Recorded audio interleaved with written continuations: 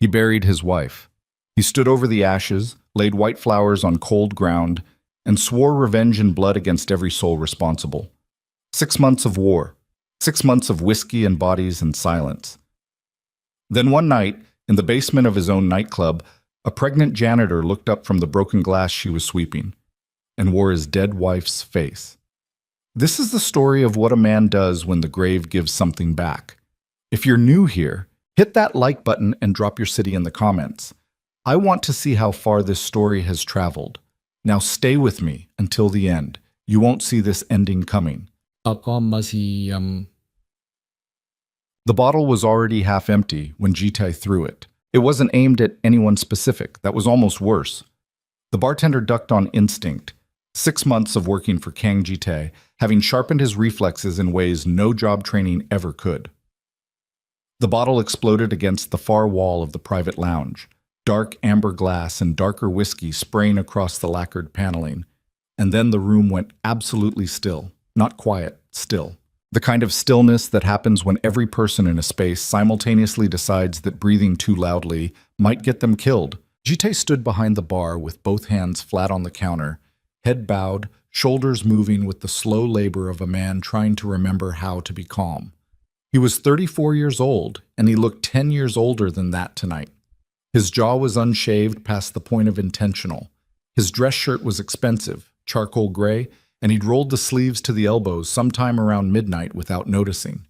The knuckles of his right hand were split. They'd been split for 3 days, and he hadn't done anything about them. Around him, the private lounge of Club Baeko hummed with the suppressed tension of men who were paid well to keep their opinions to themselves. 2 bodyguards near the door. A lieutenant named Park Sung-jin, standing close to the leather couch with a phone he wasn't looking at. A personal secretary whose name Jitai kept forgetting, hovering near the door with a tablet and the expression of someone mentally composing his resignation. The music from the floors below reached them as a vibration more than a sound. Bass frequencies moving through concrete and steel, the club at full capacity on a Thursday night, 200 people spending money and drinking and existing in ways that felt obscene to Jitai right now. He didn't know why he'd come down tonight. He hadn't been to the club in 3 weeks. Then something about the penthouse had closed in on him around 11, and he'd gotten in the car without telling anyone where he was going, which had sent the security detail into the kind of quiet panic they expressed by simply following him everywhere without comment. "Get out," Jitai said. Nobody moved immediately, which was the wrong choice. He looked up.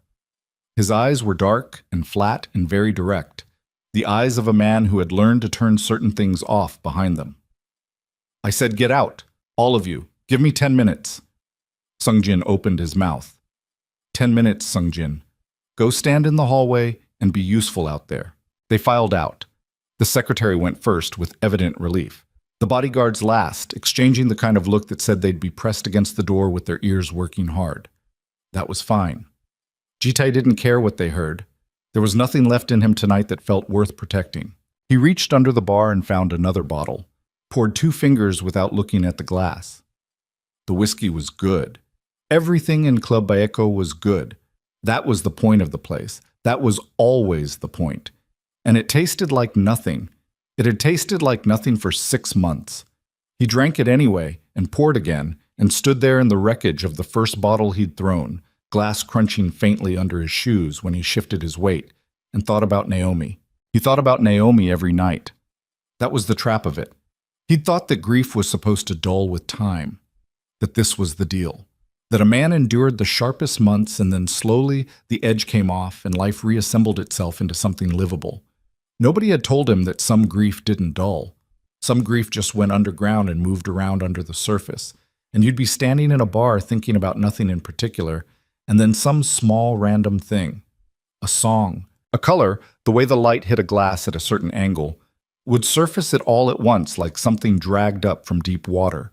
And you'd be back at the beginning, back at the hospital, back at the moment they'd led him into the white room to identify the remains, and the smell had hit him first, chemical and sweet and wrong in a way his body had understood before his mind caught up. They hadn't been able to do much with the identification. The car bomb had been thorough. He'd been shown a ring, her ring, the thin gold band with the small inset stone she'd worn since their wedding. and a fragment of a dental record, and he'd stood there in that white room and felt something detach inside his chest, some load-bearing structure quietly giving way, and he'd said yes. He'd said yes, that's her. And then he'd walked back out into the corridor and sat down on a plastic chair and stared at the wall for 40 minutes while men he employed stood around him not knowing what to do. That was 6 months ago. Since then, he had done several things. He had buried her, or what could be buried. He had identified the organization believed responsible for the bombing, a mid-tier operation called the Red Crane Group that had been making territorial moves along the Mapo corridor. And he had disassembled them with a methodical violence that had sent a message clear enough that 2 other rival groups had immediately requested meetings to discuss peaceful arrangements. He had not slept more than 4 consecutive hours on any night since March. He had drunk more whiskey than any doctor would call reasonable, and had eaten in the distracted, functional way of a man who understood that his body required fuel but couldn't locate the appetite to care. He had run the Baco Syndicate, 38 active operations, 11 legitimate front businesses, a network of relationships and obligations, and carefully maintained threats that stretched from Seoul to Busan to 3 cities in Japan, with the cold precision of someone who'd converted grief entirely into function. And some nights he came down to the club and threw bottles at walls, and that was the part of himself he couldn't quite systematize. He was on his 3rd pour when he heard it, not a sound exactly, more an awareness of presence. The specific quality of the air changing when another person enters a space you thought was empty. He looked up from the glass and scanned the room and found her in the far left corner, half hidden by the service alcove, down on one knee with a dustpan and a small brush, quietly and methodically collecting the broken glass he'd created. He hadn't heard the side door open. He didn't know how long she'd been there. She was pregnant. Visibly, unmistakably pregnant. The kind of late-term fullness that changed a person's center of gravity, that she was accommodating with one hand braced against the wall as she worked. She was wearing the gray uniform of the cleaning staff, her hair pulled back, her attention entirely on the broken glass and the careful business of collecting it without cutting herself. She hadn't looked up yet. Maybe she didn't know he was watching. Maybe she'd decided that the safest approach to this room and its occupant was to do her work and get out without drawing attention. Jite stood very still. There was something about her that had snagged his attention in a way he couldn't immediately explain. The angle of her jaw, the line of her shoulders, the particular way she held herself even in a position of practical labor, a certain composure, something almost careful about the way she moved. He watched her work and felt something shift in his chest that wasn't grief exactly, and wasn't anything else he had a name for. Then the air moved. The ventilation system probably, some minor adjustment in the flow through the room, and with it came a scent, faint, almost not there, something floral and warm underneath the whiskey and the cleaning products and the synthetic air of the lounge. His glass hit the bar counter hard enough to slosh. He knew that scent. He had known it for 4 years, had fallen asleep breathing it, had pressed his face into dark hair to find it, had stood in a hospital hallway 6 months ago and understood for the first time that he would never smell it again. The woman in the corner looked up, and Kang Ji-tai's world stopped. Her face. It was her face. Not similar, not reminiscent, not the cruel trick of grief that makes a stranger's profile look familiar for half a second on a crowded street. It was her face, the exact geometry of it, the wide-set dark eyes, the particular shape of her mouth, the line of her jaw, everything. Looking back at him from across the room with an expression of startled uncertainty that said she'd finally registered she was not alone in here. The dustpan dropped from her hand. Glass scattered again across the floor. Jitai didn't move. He wasn't sure he was breathing. Some part of his mind was trying to construct rational explanations. Grief-induced hallucination, the whiskey, the lighting, and some other part of him, deeper and less manageable, was simply flooding with a recognition so total it bypassed language entirely. She got to her feet carefully, one hand on the wall, and took a step back. Her eyes were wide, and she was looking at him the way a person looks at something they cannot categorize. Not recognition, he registered that immediately, not a mirror of what he was feeling. Just the wariness of a woman who had been alone in a room and had suddenly discovered she wasn't. "I'm sorry," she said. Her voice, lower than he remembered maybe, or maybe that was his memory playing with him. I didn't I knocked. I thought the room was empty. I'll come back. She reached for the dustpan. Wait. The word came out of him rough and barely controlled, stripped of the authority it usually carried. Just a raw imperative. He moved around the bar without deciding to. Wait, don't move. She went very still, but her eyes tracked to the door and back, calculating, and he understood that she was frightened and that his tone hadn't helped. He stopped moving, made himself stop, put his hands at his sides and stood there in the middle of the room and tried to find words that made any sense. "What's your name?" he said. She was quiet a moment, weighing things he couldn't see. "Amara," she said finally. "Amara Brooks." Brooks. Her name, Naomi's name, had been Brooks before they married, before she'd become Naomi Brooks Kang. He stood with that coincidence sitting in his sternum like something with weight. "How long have you worked here?" 2 weeks. Still watching him carefully. Her hand had moved to rest against her abdomen in the unconscious protective gesture he'd seen pregnant women make, the body's instinct to put itself between danger and what it carried. "I came through the staffing agency. If there's a problem with my work—" "There's no problem." He was looking at her face and trying to reconcile the looking with what his mind was insisting. The scar. He searched for it. Naomi had a small scar above her left eyebrow, faded and old, from a fall she'd taken as a child. He found it. Or he thought he found it. The light was low and he was 3 drinks in, and he needed to be careful about what he thought he was seeing. "You're looking at me like you know me," Amara said, and her voice had steadied, a careful flatness coming into it that wasn't hostility exactly, but was clear about its own limits. "I'm sorry." He took a breath. The scent was still there, stronger now that she was standing, real and precise and destroying him quietly. "I apologize. You remind me of someone. People say that sometimes." She said it in a way that suggested this had happened before, recently, and that she found it disorienting rather than flattering. "I wouldn't know. I don't have a lot of reference points." Something in the phrasing caught him. "What does that mean?" She looked at him for a moment. Then she crouched carefully, retrieved the dustpan, and began collecting the scattered glass again with movements that said she was done with the conversation and returning to the transaction of work. "It means I should finish this and let you have your room back, sir." Jite stood in the middle of the lounge and watched her work, and felt his hands shaking in a way they hadn't in 6 months, and understood that whatever tonight had been before this moment, it was over now, and something else had started. He didn't sleep.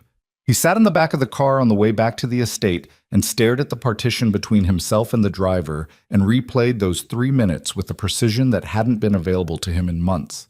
The face, the scent, the scar, the name. Brooks, not Kang, just Brooks, as if the second half had been removed. The way she'd held herself. The pregnancy that sat visibly advanced, 7 months at least by the look of it, maybe more. 7 months. 6 months since the bombing. He did that math in the car and sat very still with the result of it for the remaining 12 minutes of the drive home. Sungjin was waiting at the estate. Of course he was. Sungjin was always there, had been there since Jite was 26 and just taking over from his father, had been the one person Jite trusted to hold the organization steady during the worst of the grief months. 40 years old, calm in a way that read as wisdom, loyal in a way that had never given Jite reason to question it. He was standing in the entrance hall when Jite came through the door, reading something on his phone, and he looked up with the attentive neutrality of a man accustomed to reading his employer's state and adjusting accordingly. Jite looked at him. "I need everything you can find on the cleaning staff at the club." Sungjin's expression didn't change. "All of them?" "One of them. New hire. 2 weeks. Name is Amara Brooks. She came through a staffing agency." He started up the stairs. "I need it by morning. Full background, whatever the agency has. If the agency's records are thin, I need to know why." "Understood." A pause. "Jite." He stopped on the 3rd step. Didn't turn around. "You don't look good," Sungjin said. Not a criticism. An observation, offered carefully. One of the small privileges of 8 years of proximity. "When did you last sleep more than a few hours?" "Get me what I asked for." He went upstairs. He sat in his study with the lights low and his phone face down on the desk, and thought about Naomi. Not the way he usually thought about her. The grief loop, the replaying of the last time he'd seen her alive, the morning of the bombing, her standing in the kitchen of this house, drinking coffee she made too strong, telling him something about a doctor's appointment she had scheduled for the following week. He thought about her with more intention now. Specifics. Her face. Her voice. The way she moved. He was building a comparison in his head, and the comparison was doing something to his chest that wasn't entirely pain. Naomi had been 29 when she died. She'd been American, second-generation Nigerian American, born in Atlanta, had come to Seoul on a graduate program, and met Jitai at a function neither of them had wanted to attend. They'd been together 3 years and married for 1, and the marriage had been complicated, because all things in his life were complicated, because marrying the head of the Baeko syndicate came with complications that no amount of love could fully smooth over, and they'd been navigating those complications with the careful honesty of two people who had decided to choose each other anyway. She'd been pregnant. 8 weeks, the doctor had told him afterward, when he'd asked with the hollow automatic thoroughness of a man still going through the motions of finding out things that no longer mattered. The woman downstairs was 7 months pregnant. He put his elbows on the desk and his face in his hands. Chem. Sungjin had the file on his desk by 6 in the morning. Jitai hadn't slept. He'd changed his shirt sometime around 4 and made coffee he didn't drink, and sat with the dark outside his window gradually lightening and thought. And when the folder appeared, he opened it immediately and read with the slow, deliberate attention he gave to things that mattered. Amara Brooks, 28 years old. American citizen, no Korean residency visa on record. And that was the first anomaly, because she was working legally and the staffing agency had her documentation on file. But the documentation itself had gaps. No employment history prior to 7 months ago. No residential address prior to 7 months ago. The earliest verifiable record was a hospital admission in Incheon 7 months ago, under the name Jane Doe, admitted after being found unresponsive near the waterfront. She'd been treated for a severe head injury and what the records described as significant psychological trauma. She'd regained consciousness after 11 days. She'd had no identification. She'd been unable to provide her name or any personal history, and after a period of several weeks in hospital care and subsequent evaluation, she had been given the name she'd offered spontaneously, Amara, and the surname Brooks from a book she'd been reading during recovery. The attending social worker had noted in an almost apologetic addendum. Jitae read that section twice. She remembered nothing. The medical notes were careful and comprehensive. Enterograde function intact, language fully preserved, personality and affect within normal range. But retrograde memory prior to the day she'd been found was absent. Not incomplete, not patchy. Gone. A 7-month blank where a life should have been. 7 months ago. 1 month before the bombing. He set the folder down, picked it up again, put it down. The pregnancy was documented in the hospital records. She'd been approximately 5 to 6 weeks along when she was admitted. 7 months ago. He did the timeline forward and arrived at the same place he'd arrived in the car the night before. And this time he let himself sit with it without flinching. The baby was his, or the baby was Naomi's, which was the same thing, which was, he didn't have language for what that was. He called Sungjin. I need Han Jae-won. Sungjin's voice was careful. The doctor? And I need it quiet. I need him here today, not at his office. No records, no appointments. I'll explain when he arrives. He paused. And I need a team on Amara Brooks by tonight. Discreet. I want to know when she leaves, when she sleeps, when she eats. She's not to be touched or approached. She's not to know she's being watched. Can I ask what's happening? Jitai was quiet for a moment. Outside his window, Seoul was waking up. The gray early light breaking over the rooftops. The first sounds of traffic. Somewhere across the city, a woman named Amara Brooks, who might have once been named something else, was probably sleeping, carrying a child whose father was sitting in a study in the hills with a coffee he hadn't touched, and a dead wife's file open on his desk. Not yet, Jitai said. Give me a few more hours. Oh. Han Jae-won arrived at the estate at noon and listened to Jitai speak for 11 minutes without interrupting, which was a quality Jitai had always appreciated in him.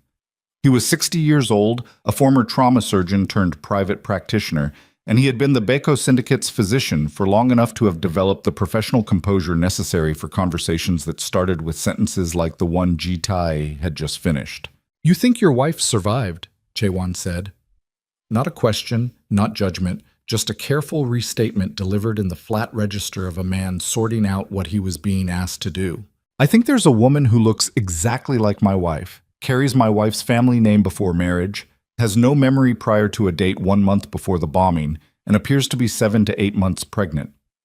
Jitae's voice was level. He'd decided sometime in the last sleepless night that he was going to be level about this. Falling apart was a thing he'd already done. He didn't have the resources to do it again before he knew what was real. "I need to know if it's possible. A false identification was made 6 months ago. The identification was based on a ring and partial dental records. The remains were... there wasn't much to work with." Chaewon was quiet, thinking.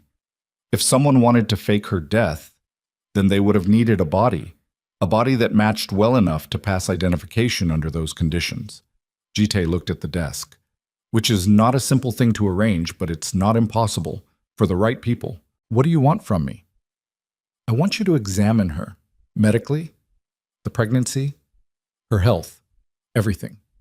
I need the pregnancy dated with precision, and if you can obtain a DNA sample without her knowledge, that's not something I'm willing to do without consent." Jitae looked up at him. The look lasted a moment. "Fair enough.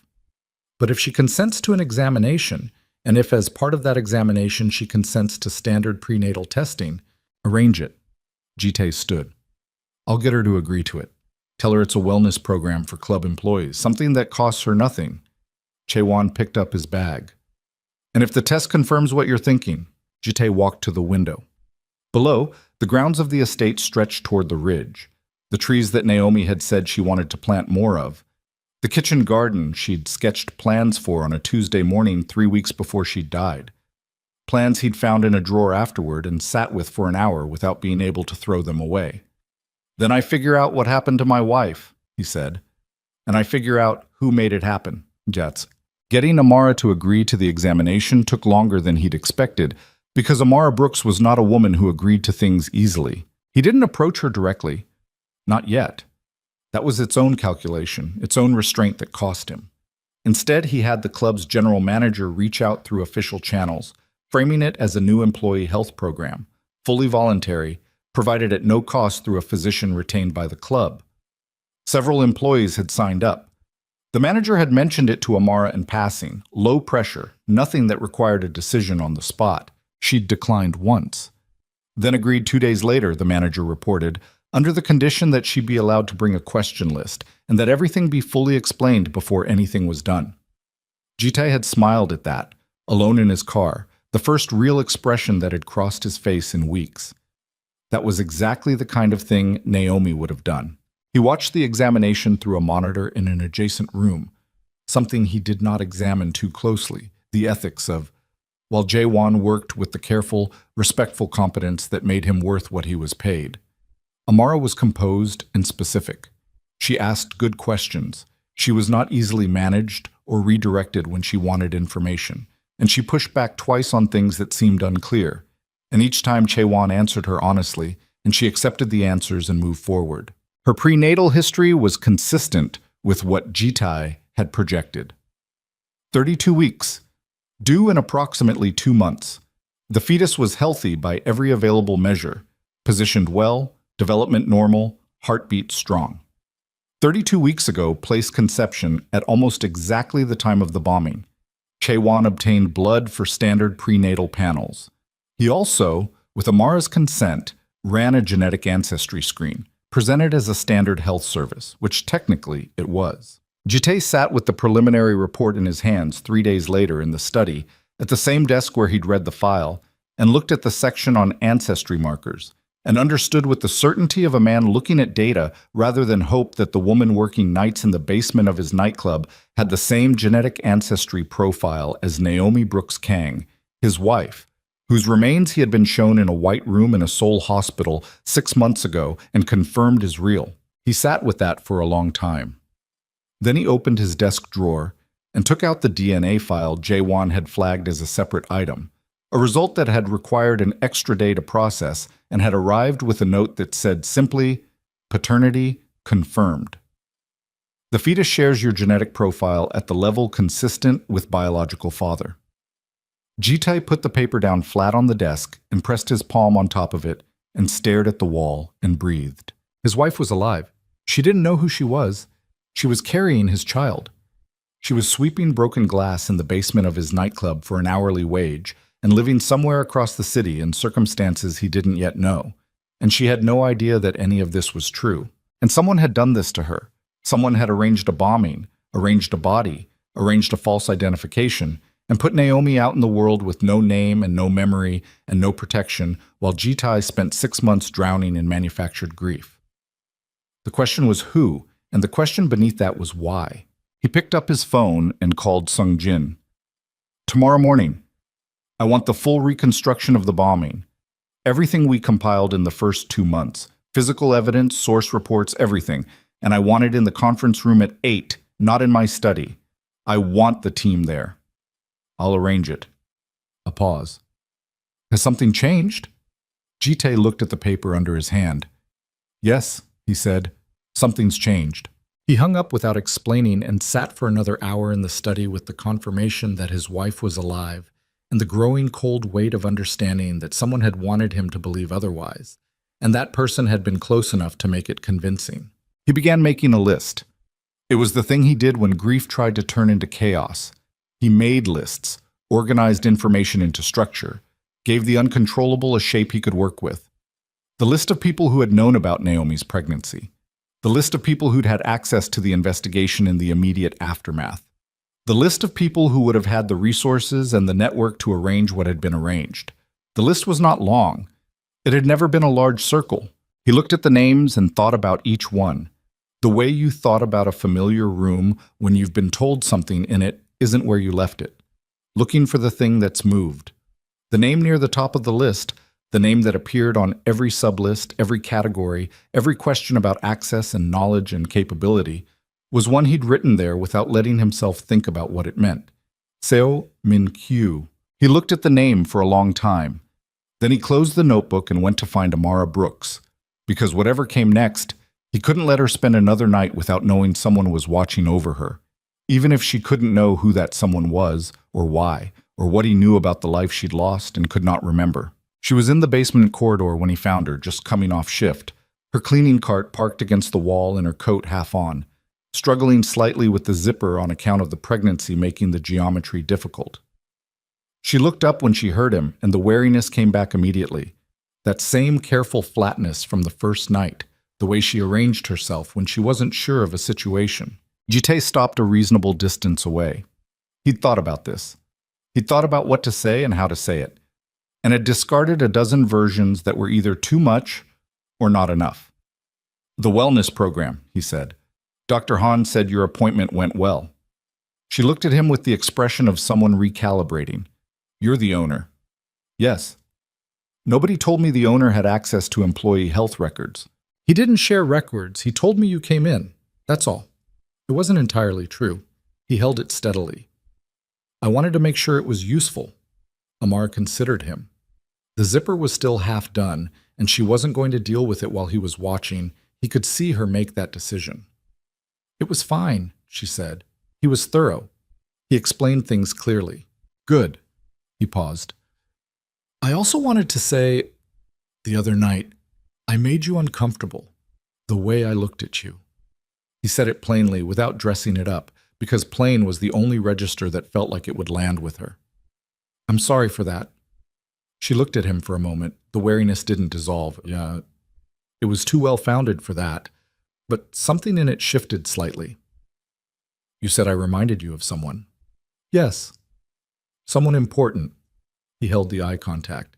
Yes.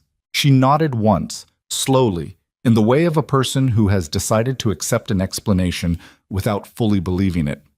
Then she went back to the zipper and got it the rest of the way, and pulled her coat straight and picked up her bag. I should get going. Let me arrange a car, he said. The neighborhood, it's late, and I take the bus. Flat, immediate. I've been taking the bus, I'm fine. He let it go. He wasn't going to push tonight, wasn't going to give her any reason to see him as a threat, because the thing that would protect Naomi, the thing that would protect both of them, was keeping the thread between them from breaking before he understood what he was dealing with. He'd have a car follow the bus. He'd have a team on her building by morning. She'd be safe without knowing she was safe, and he'd carry that weight the same way he'd been carrying everything for 6 months, alone, in the dark, with both hands. She walked past him toward the exit.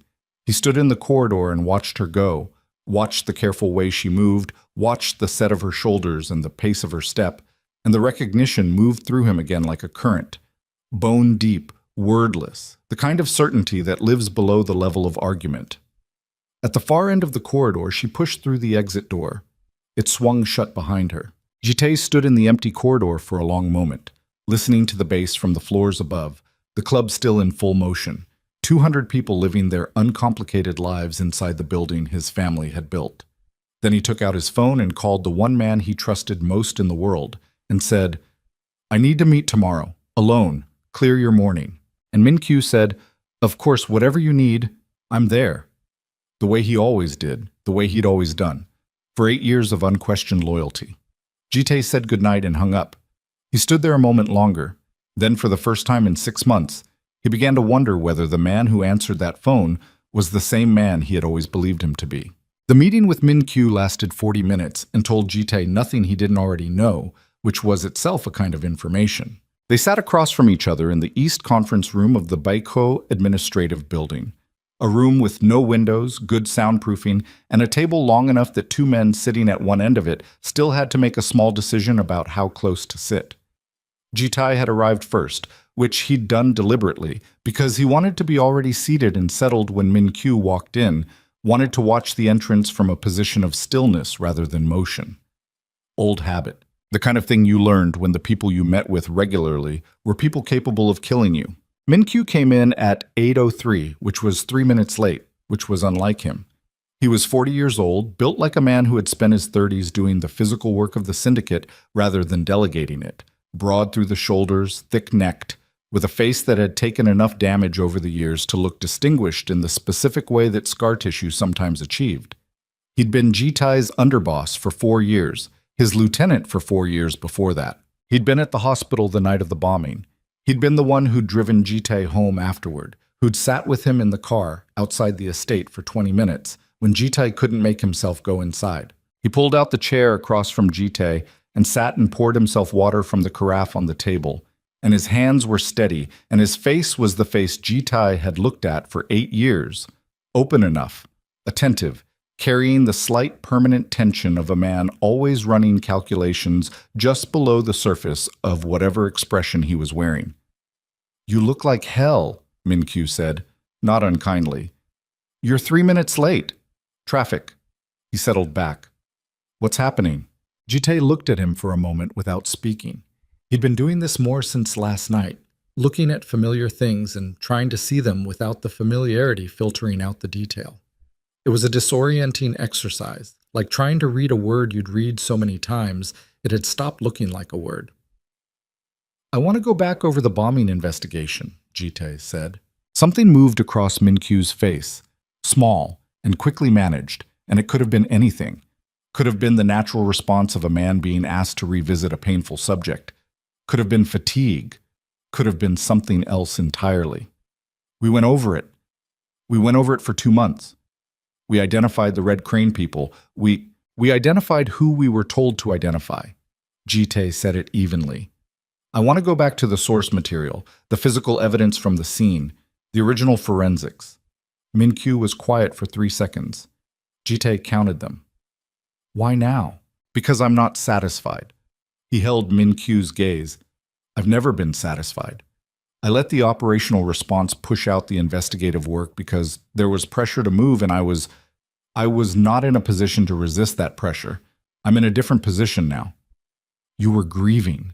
"I was grieving. I'm done grieving." He said it flatly, the way he'd say anything that was simply a fact. "I want the original forensics. I want them pulled, and I want Jaewon to review the identification documentation independently." Min-kyu's jaw shifted. He stopped, rerouted. That's going to open things up. People are going to ask questions about why we're going back. Let them ask. Jite. He leaned forward. His voice dropped. Got careful. I understand needing to be sure. I do. But dragging this back up, at this point, when the organization is finally stabilized after 6 months of, we destroyed 2 rival operations, we're 3 weeks from closing the Busan port arrangement. If you start publicly questioning the investigation, I said I want the files, Min-Kyu. The authority in it was quiet. The kind of quiet that was worse than volume. I didn't ask for a cost-benefit analysis. The room sat in silence for a moment. Min-Kyu leaned back. Something had settled over his face. A different arrangement of the same features, something more closed.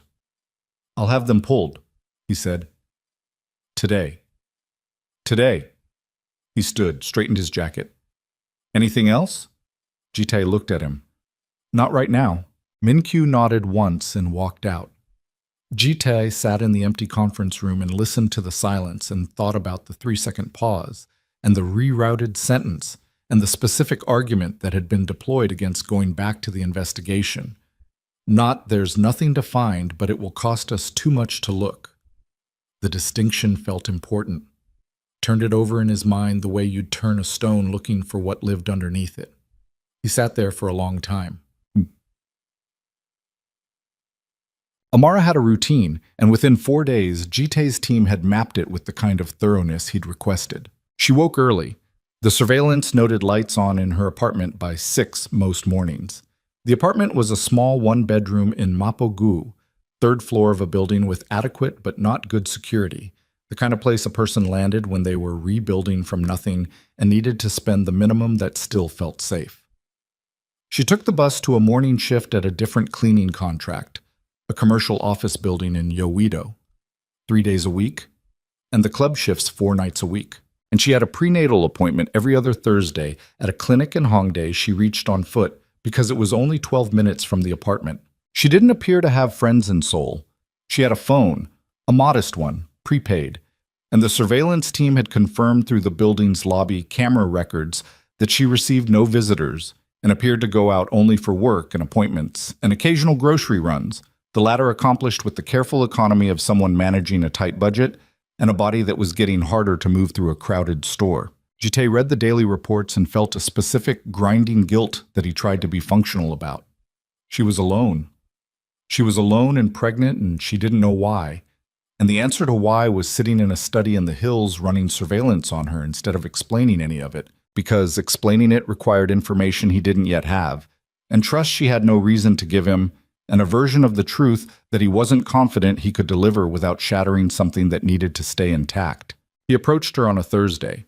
He'd chosen a Thursday because the club was quieter, because she'd just come off the early shift in Yoido and was tired in a way that might make her more receptive to the kind of practical offer he was planning to make, and because he'd spent 3 days running scenarios and none of them had produced a better entry point. He found her in the break room off the basement corridor, sitting at the small table with her shoes off and her feet up on the adjacent chair and a paper cup of something hot held in both hands. She looked up when he came through the door and put her feet down and started to stand. "Don't," he said. "You don't need to do that." She stayed half upright for a moment, suspended between courtesy and discomfort, then settled back into the chair with the careful movements of someone for whom standing and sitting had become negotiations. "Mr. Kang."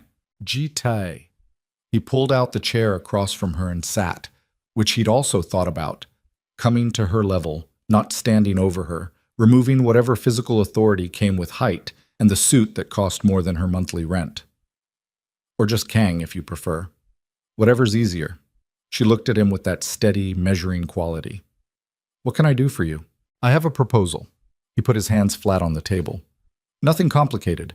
The estate, my residence, outside the city, has staff accommodation. It's separate from the main house, fully private, 2 bedrooms. It's been empty for some time. The position would be officially classified as household staff. The work would be light, and genuinely light, not the kind of thing that gets reclassified once you're there. The accommodation is rent-free. There's a car available for appointments." Amara was quiet. She looked at him over her paper cup, and the look was not the reaction he might have hoped for. Not relief or consideration, but a very calm, very direct suspicion. Why? Because you're 32 weeks pregnant, working 2 jobs, living alone in a 3rd-floor apartment with no elevator, and taking a bus to your prenatal appointments. He said it without inflection. It's a practical problem with a practical solution. I have the space. And you make housing offers to pregnant employees routinely. No. So what's actually happening here? He looked at her. He'd decided, somewhere in the sleepless math of the past few days, that he would not lie to her directly. He would omit. He would withhold the things she wasn't ready to hear and that he wasn't ready to prove. But he would not look at her face, Naomi's face, and deliberately say things that weren't true. "You remind me of someone I lost," he said. "I'm aware that's not an explanation that makes the offer reasonable.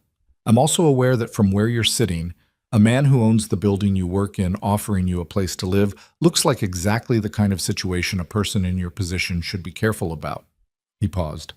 "I'm asking you to consider it anyway. You can have Dr. Hahn's contact information as a reference. You can set whatever conditions you need. You can leave whenever you want. Amara put her cup down on the table. She looked at her hands for a moment. Strong hands, the kind of hands that had been doing physical work for months, the knuckles slightly dry.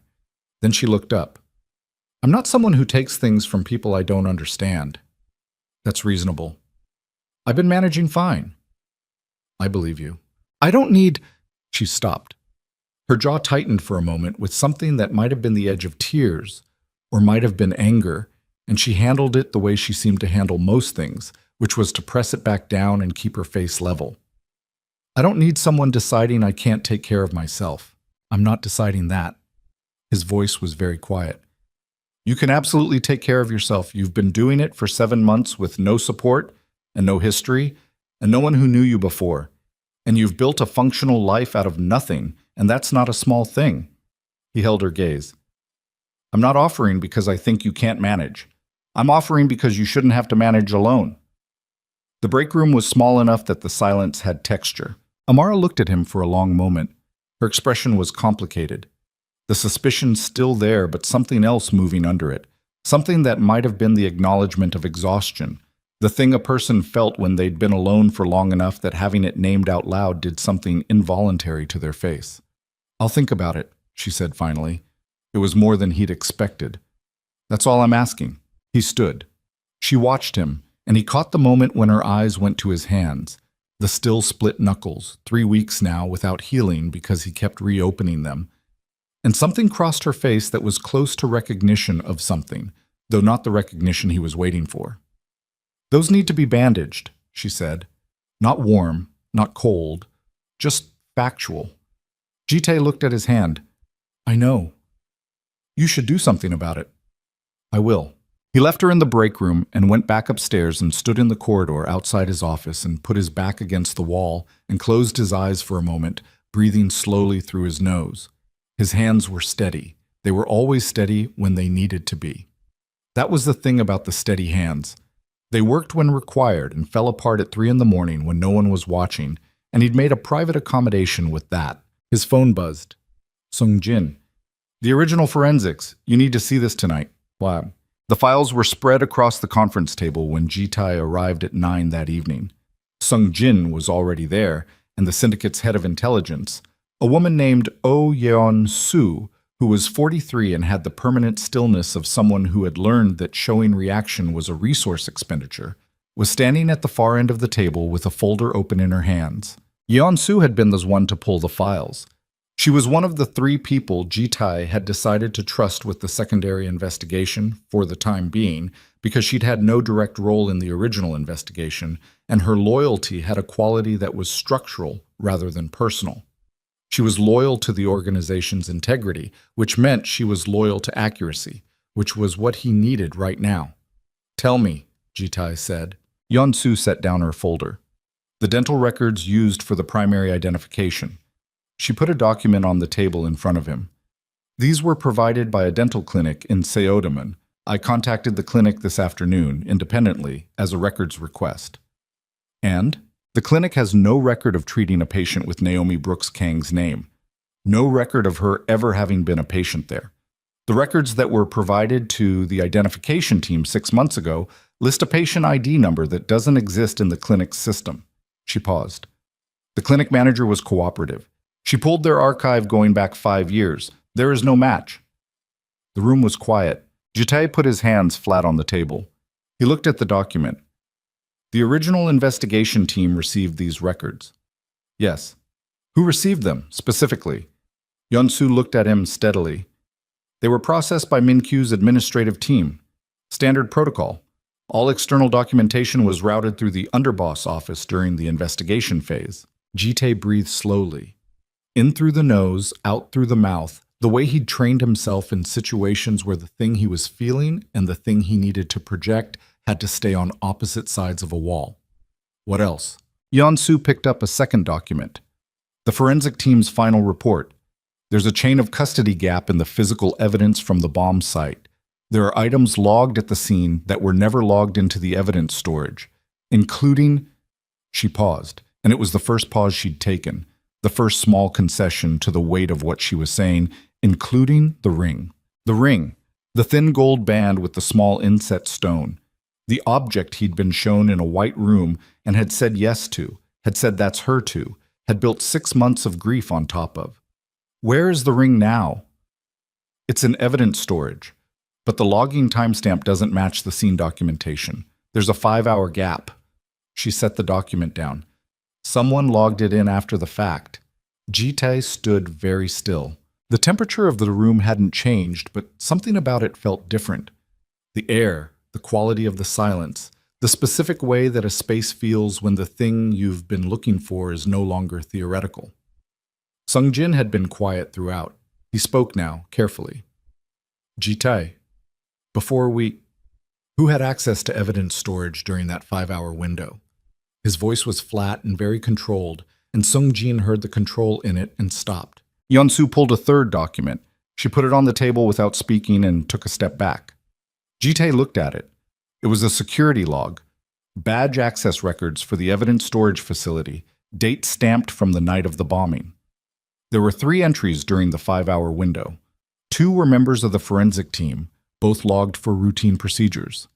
The third name was Seo Min-kyu. Jitay stood with his hands on the table and looked at the name of the man he had trusted most in the world, and felt something happen in his chest that was not grief, and was not surprise, and was not anger, not yet, but was the specific cold sensation of a certainty that had been building for days, arriving at its final form. He'd been right. He'd sat in the study and written a list and seen the name at the top, and told himself it was paranoia, told himself that grief made you see enemies in familiar faces, told himself that 8 years of loyalty was evidence. He'd been right. Nobody talks about this, he said. His voice had gone very quiet. Yeonsu, Sungjin, nothing leaves this room. Nobody approaches Min-kyu. Nobody acts differently. Nobody changes their routine with him. Is that understood? Yes, Yeonsu said. Sungjin was looking at him with an expression that contained several things and was not releasing any of them. What are you going to do? Jitay straightened up from the table. He picked up the security log and looked at it one more time. Min-kyu's name in standard black type, time-stamped and logged, as ordinary as a grocery list, as devastating as a confession. I'm going to make sure she's safe first, he said, and then I'm going to find out everything. He walked to the door, stopped with his hand on the frame. Get me a full record of Min-kyu's movements and communications for the 3 months prior to the bombing. Everything. Phone records, financial transfers, meeting logs. I want it clean and I want it documented, because when this ends, I want it to end completely. He went out into the corridor. The walk back to the elevator was 30 seconds. He made it in 30 seconds and stepped in and pressed the button for the ground floor and stood in the small metal box as it descended and let his face do what it needed to do, alone in the elevator where no one could see it. He'd learned that early. Give it somewhere private, give it its 30 seconds, and then put it back. The doors opened. He walked out into the night. Amara called the number he'd left her at 11:47 that same night. He was still awake. He was always still awake at 11:47. That was just the geography of his nights now. He picked up on the second ring and said her name, and she said nothing for a moment, and he waited. The second bedroom, she said finally. You said 2 bedrooms. Yes. And I can leave whenever I want. No conditions. No conditions. Another pause. He could hear her breathing, slightly elevated the way a person breathed when they'd made a decision and were still making peace with it. Okay, she said. I have things here. I'll need to pack. I'll send a car in the morning, whenever you're ready. She was quiet for a moment, then, why are you still awake? The question was unexpected. He looked at the ceiling of his study. I usually am. That's not healthy. No, he agreed. It's not. She made a small sound that wasn't quite a laugh, wasn't quite dismissive. Something in between, something human and unstudied that hit him somewhere behind the sternum in a way he wasn't prepared for. All right, she said. I'll be ready at 9. She hung up. Jite sat in his chair and looked at the phone in his hand and thought about Naomi. Not the grief version, not the hospital version, but the kitchen on a Tuesday version, the too strong coffee version, the version who said exactly what she thought in exactly the words she needed and no more. And then he put the phone on the desk and picked up the security log again and looked at Min-kyu's name. Two things were true at once, and he needed to hold both of them. The woman he loved was alive and moving into his home tomorrow morning, and the man who had taken her from him was still sitting at his right hand, still running operations on his behalf, still answering his calls with, of course, whatever you need, I'm there, and didn't yet know that Jitai knew. The moment Jitai moved against Min-kyu, Min-kyu would know the investigation had turned. And a man who had already demonstrated he was willing to arrange a car bombing and a fabricated death and 7 months of suffering was a man who, when cornered, would not. The sentence he hadn't finished sat in the room like a live thing. Jitai put the security log face down on the desk and stood up and walked to the window and looked at the dark grounds below and let the unfinished thought complete itself in the silence where no one could hear it. A man who had already arranged a car bombing would not hesitate to finish what he'd started if he understood he'd been found out. Which meant Amara could not be in that apartment in Mapogu when Min-kyu realized the investigation had turned. Which meant morning wasn't soon enough. He called Sung-jin at 12:15. The car I'm sending for Amara Brooks tomorrow. Move it to tonight. Now. I need her out of that apartment in the next 2 hours. Sung-jin was quiet for a beat. It's past midnight. I'm aware of the time. She agreed to tomorrow morning. If you send a car tonight without warning, she's going to call her first. Tell her there's been a change. Tell her I apologize for the hour. Tell her the car is a courtesy and she can refuse it. He was already moving, pulling his jacket from the back of the chair. But get her out of there tonight, Sung-jin. I need her inside the estate walls before I make any other move. He heard Sung-jin processing that. Not the words, but the weight behind them.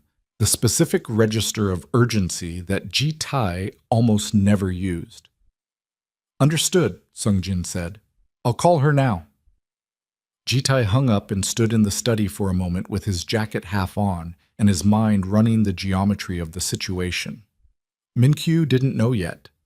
That was the only advantage he had, and it was temporary and fragile, and the moment it was gone, the entire situation changed shape. He needed to know everything before that happened. He needed to know why. Amara was awake when the call came. That was the first thing Sung-jin reported back. She'd answered on the first ring, voice clear, no sleep in it, which meant she'd been lying in the dark the same way Jite had been sitting in the study, awake with the decision she'd made and the unfamiliar weight of it. She'd agreed to the car without argument, which told Jitai something about her own instincts, that some part of her had already understood the apartment wasn't as safe as the third floor, and the adequate but not good security had made it feel. She arrived at the estate at 1:40 in the morning with a single large bag and the careful composure of a woman who had taught herself not to show how tired she was. Jitai met her in the entrance hall. He'd thought about whether to do that, whether it was too much, and decided that having her walk to the guest accommodation by a staff member she'd never met at 2 in the morning would be worse. She looked at him and at the entrance hall and at the scale of the house with one long, level look that took everything in and revealed very little. You didn't have to wait up, she said. I wasn't sleeping. You said that before. It keeps being true. She almost smiled. It didn't fully arrive, but the shape of it was there for a moment, and he filed it away with the involuntary precision of a man cataloging things he wasn't allowing himself to want yet. He showed her to the guest wing himself, down the east corridor, separate entrance from the main house, the 2 bedrooms, and the small sitting room that had been prepared that afternoon when he'd still believed tomorrow morning was the timeline. She stood in the doorway of the larger bedroom and looked at it, and he could see her doing the math of it, the distance between this and the Mapogu apartment, the distance between this and whatever she'd imagined her life would look like, when she'd been found on a waterfront in Incheon 7 months ago with no name and no past. "It's too much," she said. "It's a room." "It's not just a room." She turned to look at him. Her eyes in the low light were very direct, the kind of direct that came from a person who'd had to read situations accurately to survive them. "What are you not telling me?" He held the look. "Several things," he said. "None of them tonight."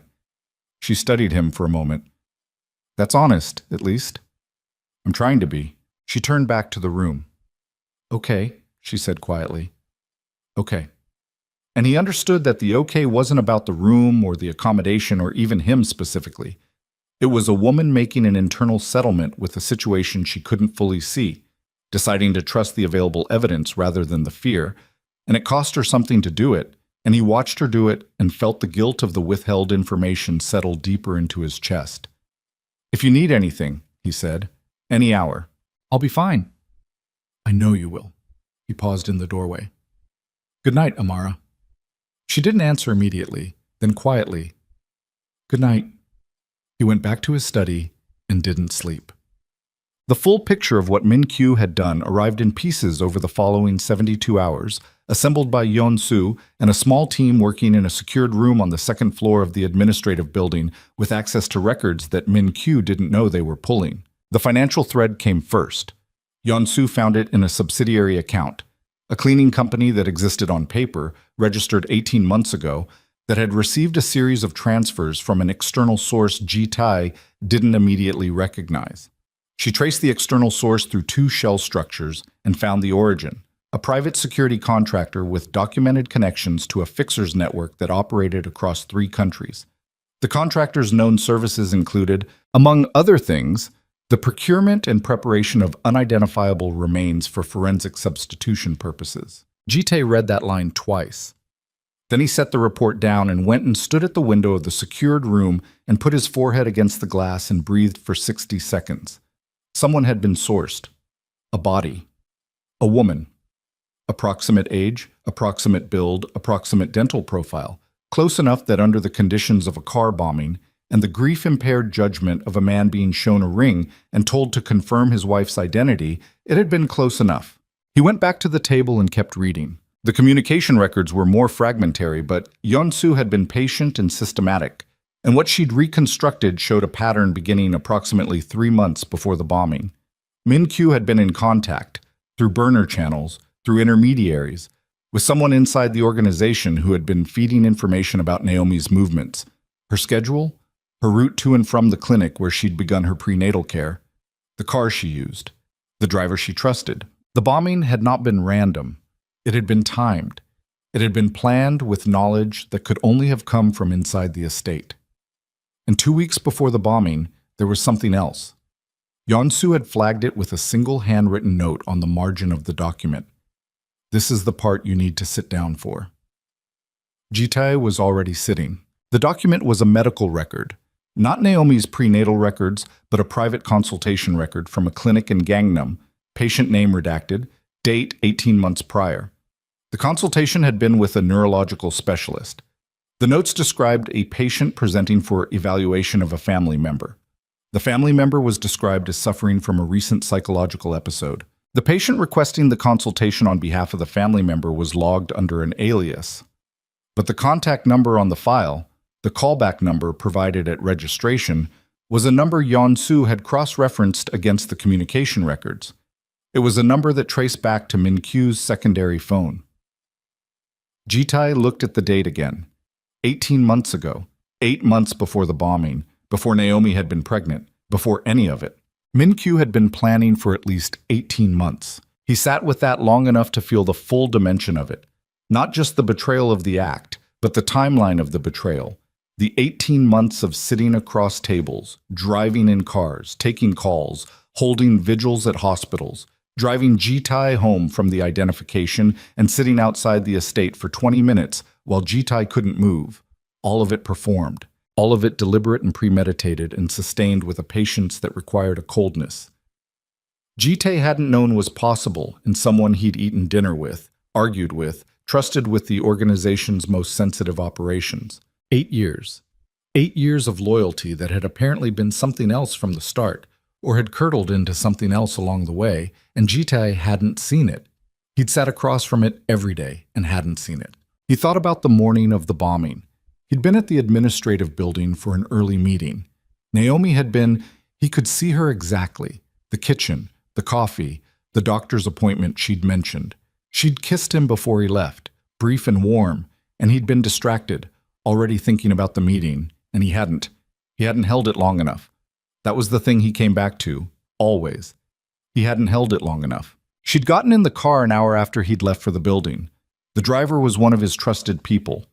The driver had survived the bombing, badly injured, and had been in hospital for 3 weeks. Jitai had visited. He'd assumed the driver was a victim. He picked up the report again, turned to the page Yeon-soo had flagged near the back. Read the section on the driver. Park Hyun, 12 years with the syndicate, clean record, injury consistent with close proximity to a device he hadn't known was there. But there was a payment. Yeon-soo had found it. Indirect, laundered through 2 steps, but traceable, made to a family account. The family account belonged to Park Hyun's younger brother, made 6 days before the bombing. The driver hadn't known about the bomb, but he'd known to stop the car at a specific location. He'd been paid to stop the car. Just stop it. Just pause there, at that particular intersection, for 30 seconds. Maybe he'd been told it was a surveillance thing, a security check, something that required no explanation because in their world things sometimes required no explanation. He'd stopped the car, and someone had been waiting. Jitai stood up from the table so abruptly that the chair went back hard against the wall. He walked to the far end of the room and put his hands on the shelf there, and stood with his back to the documents and his head down and breathed through the thing that was trying to come up. Not grief this time, not the grief he'd been managing for 6 months, but something rawer and less organized, something that wanted to be destruction and was being held back by the thinnest membrane of operational thinking. He stood there for 2 minutes. Then he turned around and went back to the table and picked up his phone and called Yeon-soo, who answered on the first ring. "The driver," he said. "Park Hyun. Where is he now?" "Recovered. He's been back on the roster for 4 months. Currently assigned to..." A pause, the sound of checking. Min-kyu's personal detail. Of course he was. Take him off the roster, tonight, quietly. Reassignment, standard administrative reasons, nothing that flags. He kept his voice level. Flat. The wall was up, and it needed to stay up. And I need to know where Min-kyu is right now, not through official channels. I need eyes on him independently. I have someone I can task. Do it. And Yeon-soo. He paused. How much of this is documented, fully documented, the kind that doesn't need me to explain context? She understood what he was asking.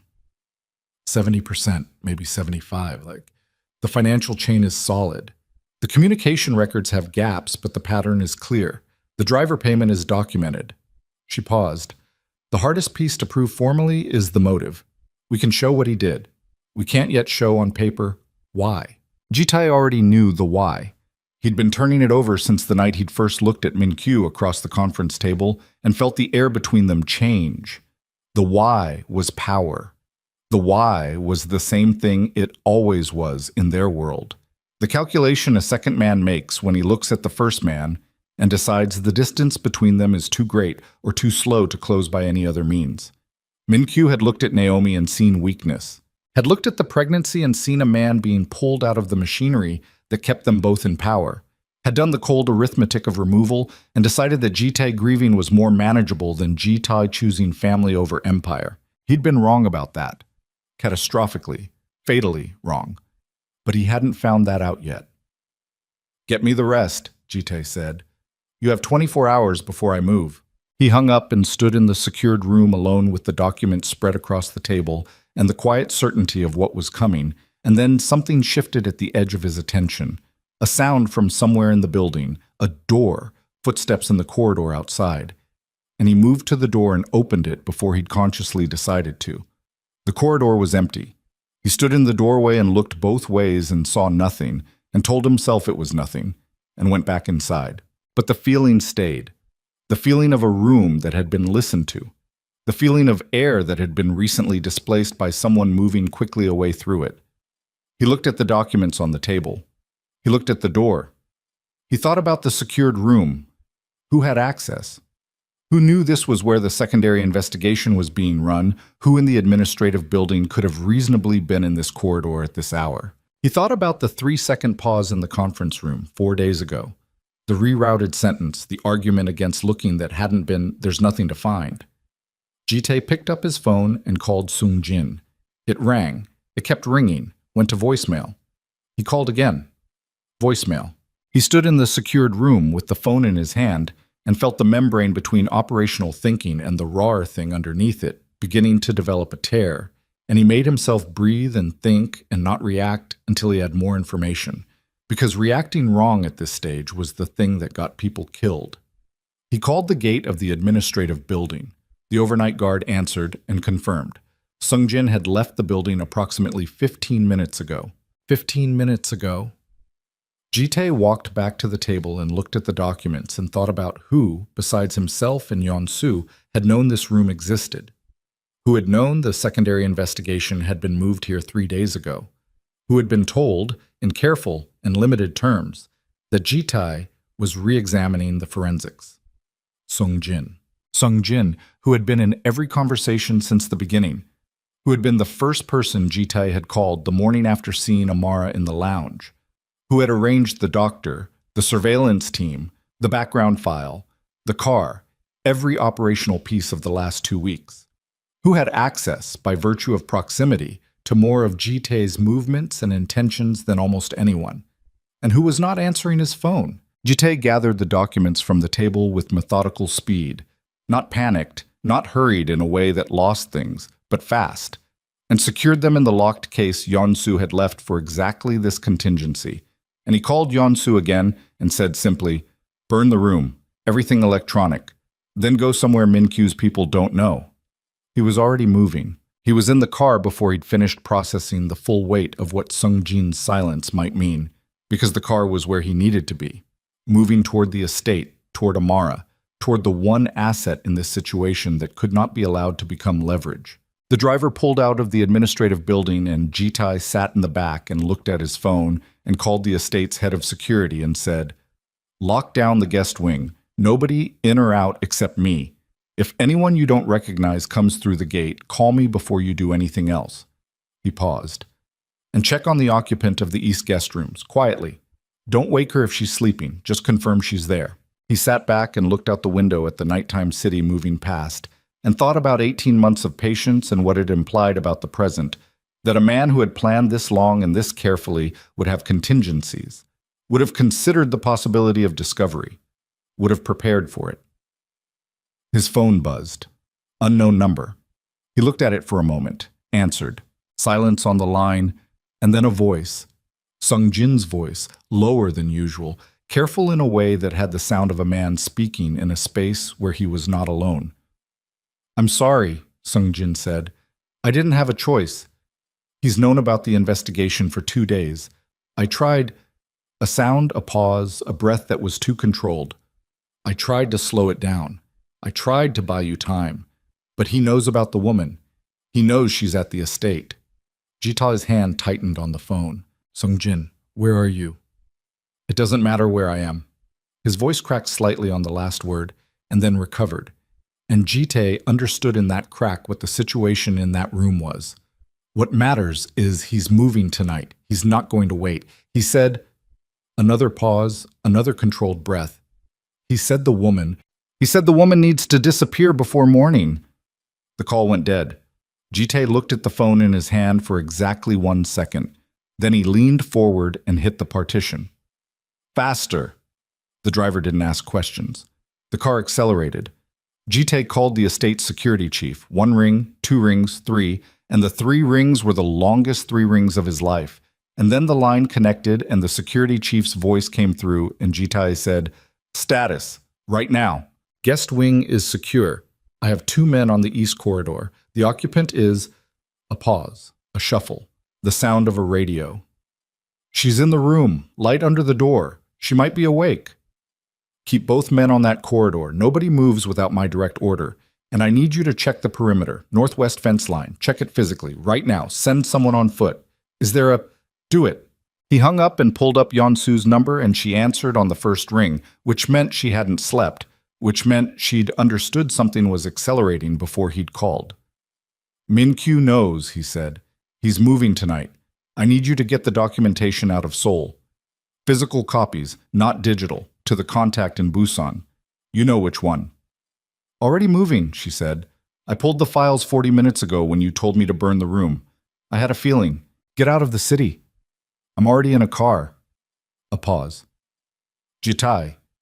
He has people. More than you're probably accounting for. I found 3 names in the communication records that are current Baiko members. He's been building inside the organization, not just using external contractors. 3 names. 3 people currently on the Baiko payroll who had been feeding information to Min-kyu, who might right now be inside the estate grounds or the administrative building, or positioned at points Jitai hadn't thought to cover because he hadn't known the rot went that deep. "Send me the names." The message came through in 30 seconds. He read them in the glow of his phone screen in the back of the accelerating car, and 2 of the names he recognized as estate staff, not security, not armed, but inside the walls. And the 3rd name stopped him cold. Lee Dong-hyuk, the estate's northwest perimeter guard. The man he'd just sent the security chief to find. He called the security chief back. "The man I sent to check the northwest fence, pull him back. Don't send him. Send someone else, someone not named Lee Dong-hyuk, and do it now." A beat of silence. Lee already went out. Jitai's jaw tightened. "How long ago?" 4 minutes. 4 minutes was enough time to open a gate. 4 minutes was enough time to signal a position. 4 minutes was enough time for a man on the inside to do the one thing he'd been placed there to do when the moment came. "Get your men to the northwest fence line right now," Jitai said. "Armed. And seal the guest wing. I don't mean lock the door. I mean put bodies in the corridor and don't move them for any reason until I'm inside those walls." He hung up and looked out the window. The estate was 6 minutes away at this speed. He did the math on 6 minutes, and what could happen in 6 minutes, and put the phone in his jacket pocket and reached under the seat for the case that was always there. He'd insisted on it after the first year of running the organization, the same way he insisted on certain structural habits, certain redundancies, because the world he operated in was one where the difference between prepared and unprepared had a body count. And he opened the case and checked the weapon inside with the automatic movements of a man who had done it so many times that his hands knew the sequence without instruction. Full. Safety on. He put it in the inside pocket of his jacket and sat back and watched the city thin out into the dark roads that led toward the hills. But the northwest fence line had been opened. The security chief's voice on the radio was controlled but tight. A man delivering bad news with the professionalism of someone who understood that panic was a resource expenditure the situation couldn't afford. 2 sections of the perimeter fence had been manually disengaged, the locks bypassed from the inside. Lee Dong-hyuk was not responding to calls. The infrared sensors along the northwest approach had registered movement. Multiple contacts, the chief said. At least 4, possibly more, moving through the grounds in the tree line. Jitai's car came through the main gate at speed, and he was out before it fully stopped, moving toward the main entrance. And the security chief was there with 3 men and a face that was professionally calm and personally frightened, and Jitai grabbed his arm as he passed. "How many of our people can you absolutely verify right now? No uncertainty. People you've physically seen in the last 10 minutes. The chief counted in his head. 7, including these 3. Those 7 are your unit. Everyone else is unverified until I say different. Clear? Clear. Guest wing. Now." They moved through the main house at pace, not running. Running was noise, running was signal, but fast and deliberate. The security chief and 2 of his men flanking Jitai down the east corridor toward the guest wing. The house was too quiet. The kind of quiet that wasn't absence of sound, but presence of held breath. The building itself seeming to compress around the situation happening inside it. The guest wing corridor had 2 men on it as ordered. They were standing and alert, and they looked at Jitai coming toward them with visible relief, and he noted the relief and filed it and stopped at the door to the larger bedroom and knocked twice, short and firm. Nothing. He knocked again. Amara. A pause. Then footsteps. Slow, the careful movements of someone who had been awake and was approaching the door with caution. "Who's there?" "It's me." He kept his voice level, quiet. "I need you to open the door." The lock turned. The door opened 6 inches, and she looked at him through the gap with eyes that were wide and clear, and not frightened exactly, but were reading the situation with the rapid precision of a woman whose instincts were very good. She saw his face. She saw the men behind him. The door opened the rest of the way. She was dressed. He registered that immediately. She'd been awake, she'd heard something, or some part of her had understood that this night was not a sleeping kind of night, and she dressed and sat with the light on and waited. She was holding her phone in one hand with the grip of someone who had been deciding whether to call someone, and the slight tension in her shoulders had the quality of a person who had been afraid and had managed it down to a controlled alertness. "What's happening?" she said. Not a question, exactly. More an opening for information she'd already decided she was going to receive. "There are people on the grounds who shouldn't be here," he said. "I need you to come with me. Right now, without asking me to explain everything, because I will explain everything, but not in the next 30 seconds. She looked at him for 2 seconds. Then she put her phone in her pocket and said, "Okay," and came into the corridor. He put her in the center of the group, himself ahead, the security chief behind, the 2 corridor guards flanking, and they moved back through the house toward the interior rooms, the rooms without exterior windows, the rooms that were structurally the most defensible position the estate offered. He'd identified those rooms years ago. He'd hoped he'd never need them. They were halfway down the main corridor when the lights went out. Not a flicker, not a surge, a clean cut, the whole estate going dark simultaneously, which meant the main power line had been severed at the external junction box, which meant the people in the northwest tree line had split and one group had gone for the junction while the other continued toward the house. Coordinated. Min-Kyu had planned this the way Jitai would have planned it. Identify the critical systems, take them out first, create confusion, and cover in the first 60 seconds. The security chief clicked on a flashlight. Jitai already had his phone out, screen light low. He put his hand back and found Amara's arm, and she took hold of his wrist without being told to, her grip firm and without panic, and they kept moving. The interior safe room was 30 feet away when Jitai heard the first sound. A door, somewhere behind them in the east wing, not a slam but a controlled opening. The specific sound of someone who knew how to move through a building they'd studied in advance. He stopped, put his hand up. Everyone stopped. In the dark and the silence, he listened. Footsteps. 2 sets, maybe 3, careful and precise, from the east wing. And from ahead, from the direction they were moving toward, another sound that was almost not a sound at all, just a displacement of air, a presence in a space that had been empty. They were already inside. Both directions. He turned to the security chief and spoke directly into his ear. "Get her into the interior bathroom. Middle room, no windows. Lock the door and don't open it for anyone." He pressed his security code into the chief's hand. A physical card, kept in his jacket for exactly this kind of contingency. "That card opens the emergency line to the police response unit. Use it if I'm not back in 15 minutes. The chief's mouth opened. "Take her," Jitai said. "Now." He felt Amara's grip on his wrist tighten. He turned. In the darkness, he could see the shape of her face, the set of her jaw, and the expression on it was not the expression of a woman waiting to be managed. It was the expression of a woman about to say something he didn't have time for. "Don't," he said quietly. "Please. I need to know you're in that room. I can't do what I need to do if you're not in that room." A breath. Her grip released. 15 minutes, she said. 15 minutes. The security chief moved her away down the corridor. Jitai turned and walked toward the east wing.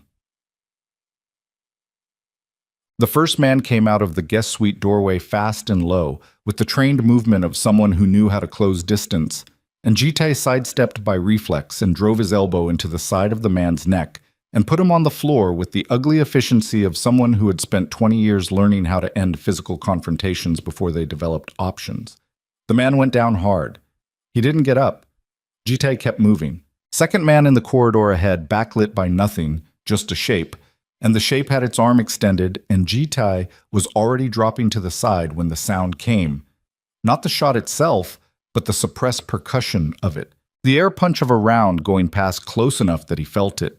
And he came back up and covered the 8 feet between them in 4 steps. And the fight was short and very ugly, and he took a hit across the ribs that felt like cracking and might be cracking, and he filed that pain in the category of things that existed but didn't matter right now. The second man was on the floor. Jite stood in the corridor breathing through his nose, one hand pressed to his right side, and listened. The house had gone still again.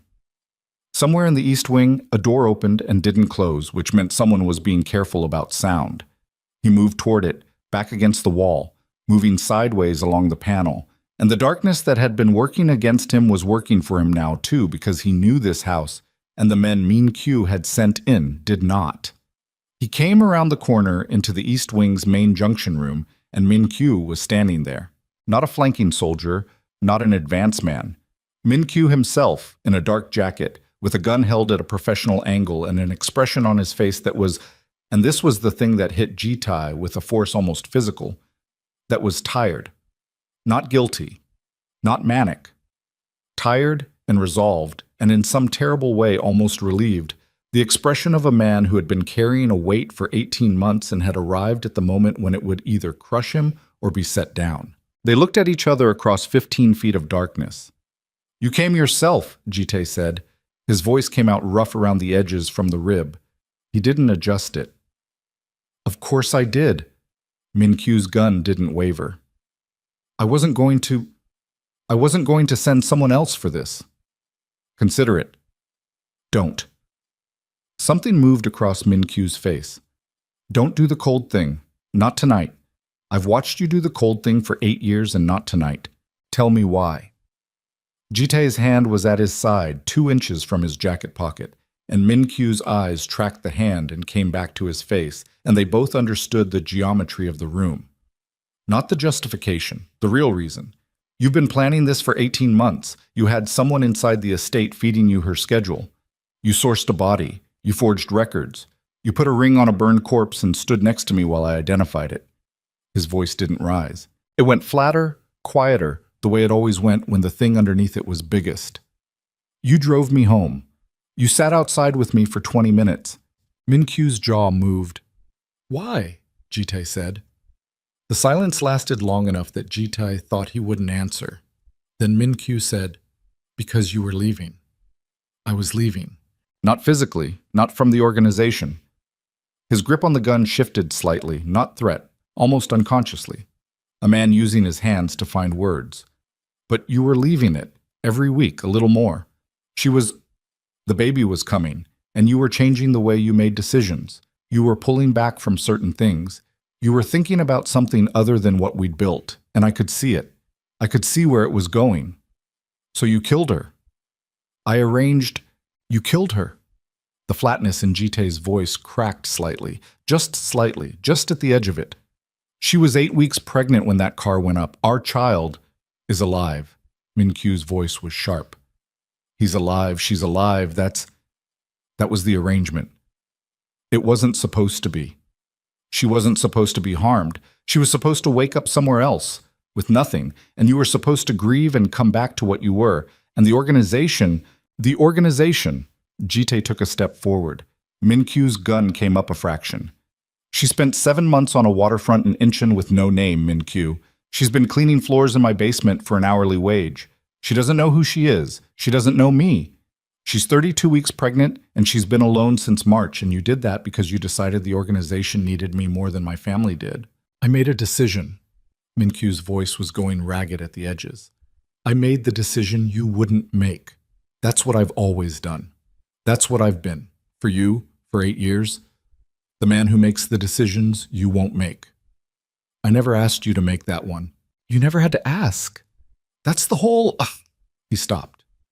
He looked at Jitai with an expression that was wrecked and furious, and somewhere underneath both of those things, deeply and irreparably ashamed, and he hated the shame, Jitai could see him hating it, could see it being processed into anger, because anger was the only form it could take in a man like Min Kyu.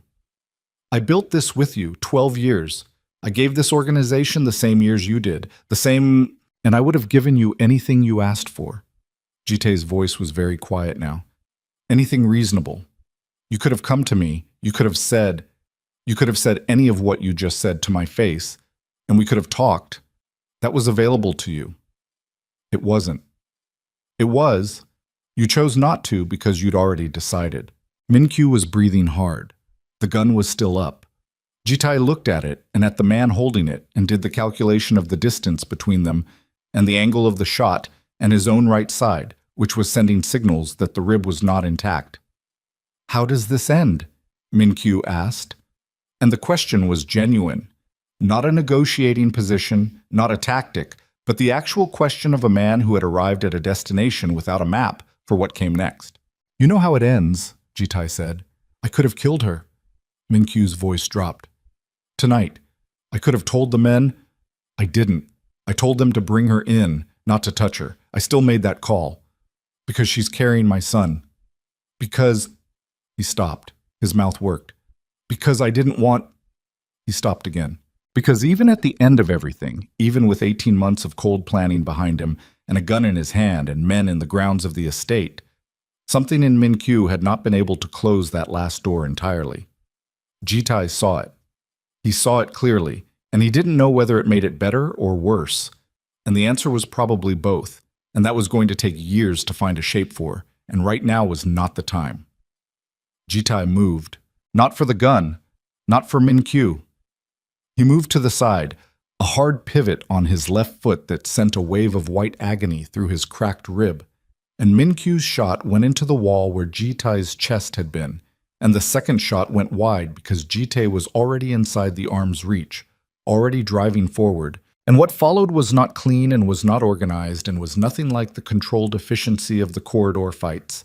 It was two men who had known each other for 12 years in a dark room with no distance between them and everything that had accumulated in those 12 years coming through every strike. He took hits. Min Kyu took hits.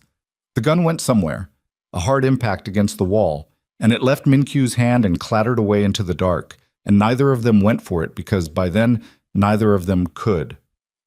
Jitai got his arm around Min Kyu's throat from behind and put his weight into it and held it, his cracked ribs screaming, his vision going slightly at the edges from the pain and the exertion, and he held it until Min Kyu's resistance went from violent to effortful to still. He let go. Min Kyu dropped to the floor, alive, breathing, unconscious. Jitai sat back on his heels on the floor of the East Wing junction room in the dark and breathed through his nose and put one hand against the floor to steady himself. The pain in his ribs was significant and detailed and demanded attention he didn't have for it. He sat with it for 10 seconds. His hands were shaking, not from fear, he noted distantly, but from the particular crash that came after extreme physical effort when the adrenaline began clearing. He got to his feet. He found the gun, the dark. He stood over Min Kyu for a moment, looking at him on the floor. The man he'd trusted most in the world, unconscious on the floorboards of the house they'd both operated from for years. The man who had made the decision he hadn't been asked to make. And Jitai felt the thing he'd been keeping behind the wall trying to come through again, and he let a small amount of it come through, and then he put it back and turned toward the interior rooms. 15 minutes. He walked. The security chief met him in the corridor with two men and a flashlight, and an expression that went from professional to alarmed when it landed on Jitai's state.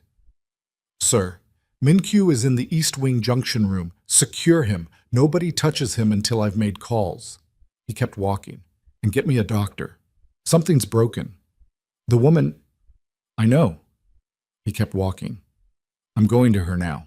He reached the interior bathroom door and knocked twice, short and firm, the same pattern as before. A pause. The lock turned. Amara looked at him through the gap, and then the door opened all the way, and she stood in the bathroom doorway in the emergency lighting of the security chief's flashlight bleeding in from down the corridor, and she looked at his face and his side and the state of his hands, and she didn't say anything for a moment. Then she stepped forward and put her hand against his jaw and turned his face toward the light, checking it, the way you checked someone you were. She turned his face toward the light and looked at the damage the way someone looked at damage they intended to do something about. He let her. That was the thing he noticed. He let her, without the reflex to pull back, without the instinct to say he was fine that had been his automatic response to any expression of concern for the last 6 months. He stood in the doorway of the interior bathroom and let Amara Brooks turn his face in the light and look at the cut above his left eye and the swelling already developing along his jaw, and he was aware that his rib was sending constant detailed reports about its condition, and he was aware that his hands were still not entirely steady, and he was aware that the woman whose thumb was moving carefully along his cheekbone, checking for fracture, had no idea that she'd done this before, had sat across from him in a hospital waiting room 4 years ago when he'd come back from the kind of meeting that sometimes left marks, and had done exactly this same gesture, with the same particular focus that was somehow both clinical and not. "Nothing's broken up here," she said. "Your eye might close tomorrow." "I've had worse. I believe you." She stepped back. Her eyes went to his side where he was holding himself slightly differently, the involuntary adjustment of a body protecting an injury. "The ribs. 1, maybe 2. You need to sit down. I need to make some calls first." "You need to sit down," she said again. Same words, same flat delivery, no increase in volume, and something about the repetition in exactly that register. The refusal to accommodate his deflection, the patience of someone who had already decided what was happening and was simply waiting for him to catch up, made him stop arguing. He sat down on the edge of the bathroom counter. She found the first aid kit under the sink with the efficiency of someone who had learned to locate what she needed in unfamiliar spaces. And she began working on the cut above his eye with the careful, steady hands of a woman who didn't flinch at blood.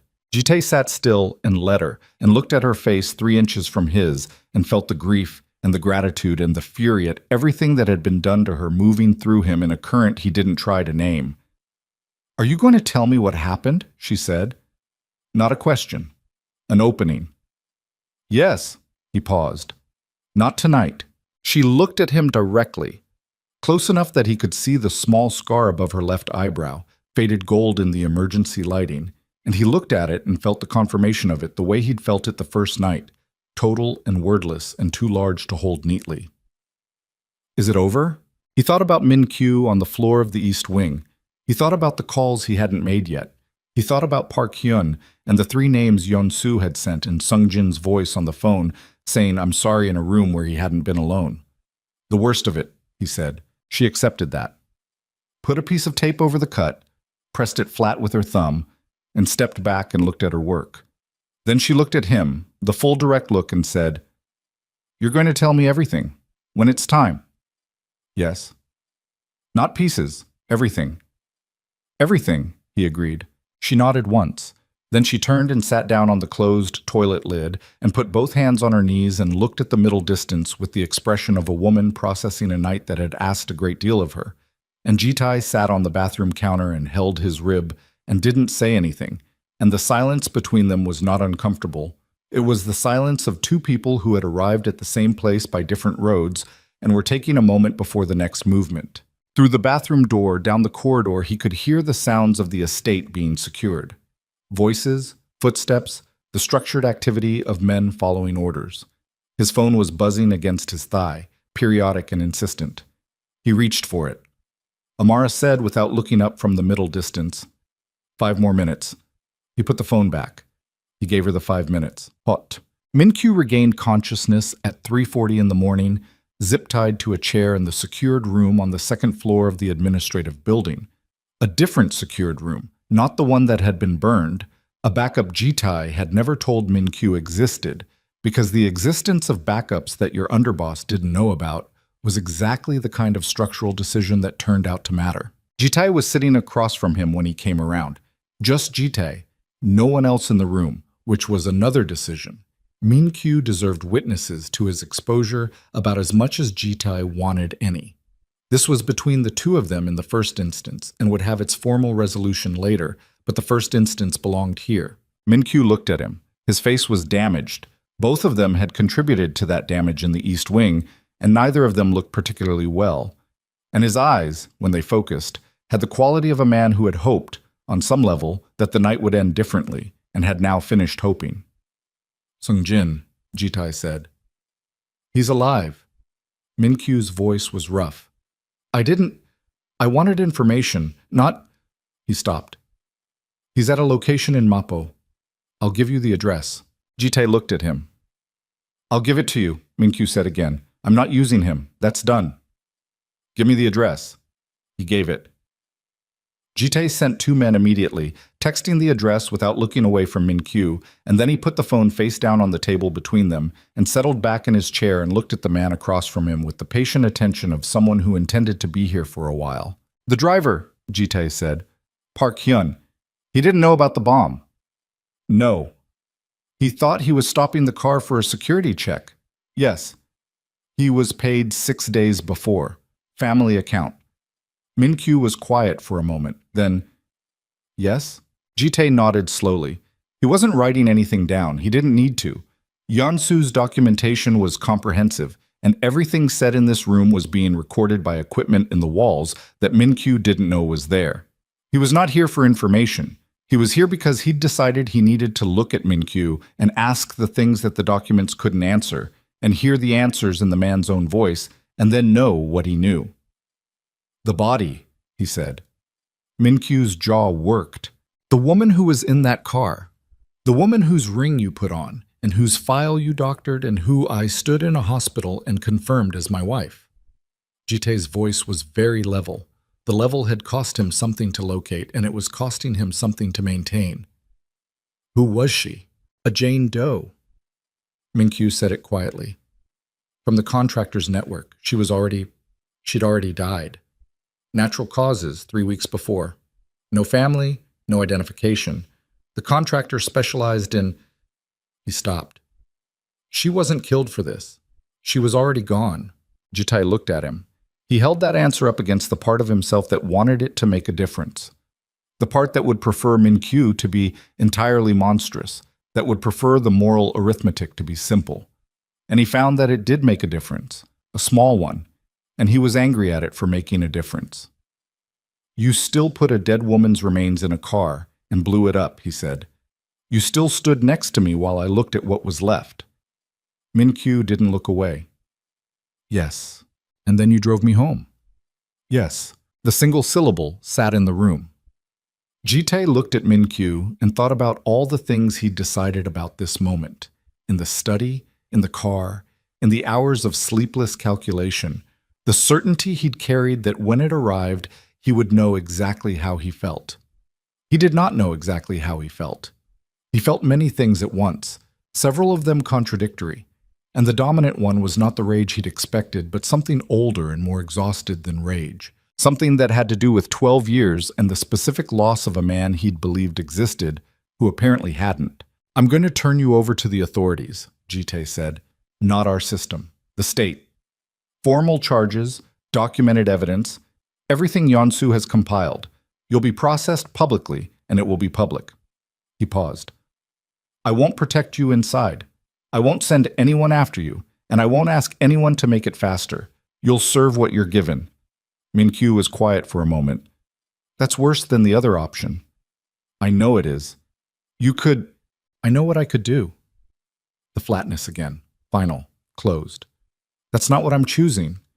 Min-kyu looked at him with an expression that moved through several things and arrived at something that was not acceptance exactly, but was the face of a man who had run out of alternative propositions. "She's really alive." "Yes." "The baby is healthy." A pause. "Mine." Something crossed Min-kyu's face that Jitai didn't want to look at long enough to name. He stood up from the chair and picked up his phone and walked to the door and stopped with his hand on the frame, the same way he'd stopped in doorways all night, the same structural pause. 12 years, Min-kyu said to his back. Doesn't it mean anything to you? That I'm still here, that I didn't run?" Jitai stood in the doorway. "You didn't stay because of loyalty," he said. "You stayed because you thought you could still control the outcome." He didn't turn around. If 12 years had meant what you're saying it meant, none of this would have happened. He walked out. The door closed behind him. He stood in the corridor and put his back against the wall and breathed through the cracked rib and the 12 years and the answer to the question he'd needed to ask in Mean Q's own voice. And he held all of it for 30 seconds in the corridor where no one was watching. And then he straightened up and walked toward the elevator. Sungjin was found in an apartment in Mapo at 4:15 in the morning, dehydrated and with a badly bruised face but otherwise intact. And the call confirming this reached Jitai in the car on the way back to the estate, and he sat with the relief of it for the length of the call, and then put the phone down and looked out the window. He'd been wrong about Sungjin. He'd written the name in his mind on a list where it didn't belong, driven by the logic of evidence that had turned out to be incomplete, and Sungjin had paid for the incomplete evidence with a night in a room in Mapo, which was not a cost Jitai could repay, but was one he intended to acknowledge plainly and directly when the time was right.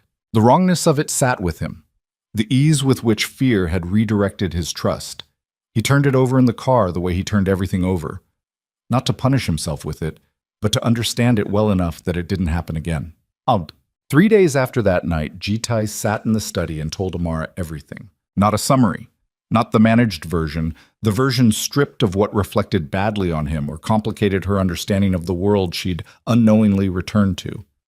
Everything, from the beginning, how they'd met, what they'd built, what he did, and who he was, and what the life she'd lived before March actually looked like from the inside. He told it in order and without performance, seated across from her in the 2 chairs by the window, with the late afternoon light on the floor between them.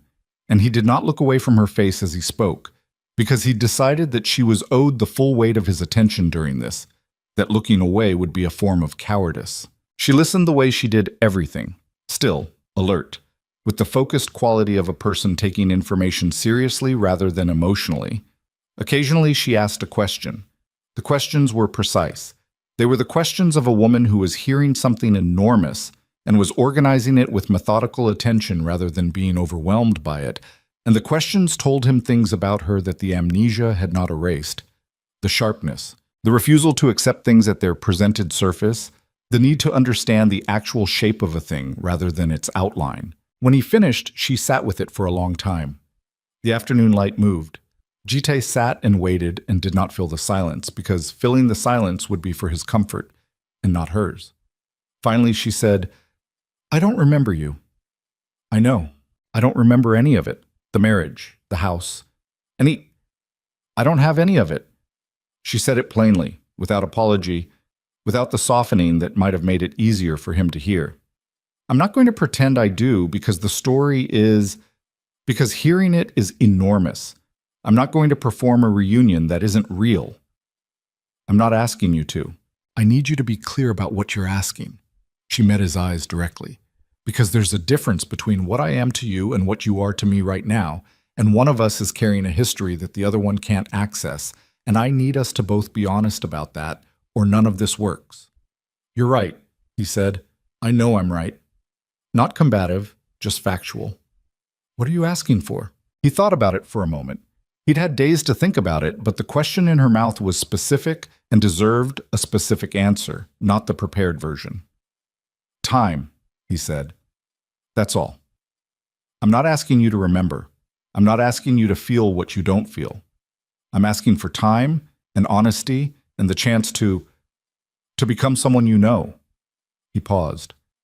"Whatever that becomes." She looked at him for a long moment. He could see her working through it. The practical woman's assessment of a situation, the same woman who had asked for conditions before agreeing to the accommodation, the same woman who had said not pieces, everything in a bathroom at 4 in the morning. "The baby," she said. "Is mine," he said. "And is yours. Whatever happens between us, that doesn't change. And if I decide She stopped. "If I decide that I can't, that the history is too much, or that I don't, then I'll still be his father, and you'll still have every resource I can provide, and you'll make whatever life you choose to make." He held her gaze. "I'm not using the baby as a condition. I'm not using anything as a condition. I told you that the first night."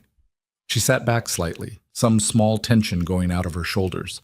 He watched it go and said nothing about it. Okay, she said finally. Time. Honesty. She looked at him with an expression that was not warm yet. Warmth was not something that could be rushed, but had something in it that was genuine and unguarded. The look of a woman who had decided to be present to something rather than defended against it. I make my own choices. Always, he said. Junho arrived at 5:47 in the morning on a Tuesday, 6 weeks after the night of the East Wing, in the estate's medical suite with Han Jae-won attending and 2 nurses who had been hired and vetted and were the kind of calm professional women who made a difficult process feel not easy, nothing about it was easy, but held. Jitae was in the corridor outside for 4 hours and 20 minutes. He stood for the first 2 hours because sitting felt wrong, and he sat for the remaining 2 hours and 20 minutes because standing had stopped being tenable. He sat in the plastic chair against the wall with his elbows on his knees and his hands clasped and his eyes on the floor, and he did not think about the specific things he'd taught himself not to think about. The white room, the identification, the manufactured grief, because Amara was 40 feet away doing the hardest physical work a human body does, and the corridor was not the place for his own history.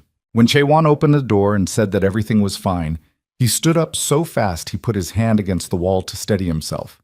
He went in. Amara was exhausted in a way that went beyond the surface. The deep cellular depletion of labor, the specific aftermath that sat in the face and the body as something more total than any ordinary tiredness. She was propped against pillows, and she had the baby against her chest, and she was looking at him with the focused, quiet attention of a woman in the first minutes of something enormous. Jitae stood at the bedside and looked at his son.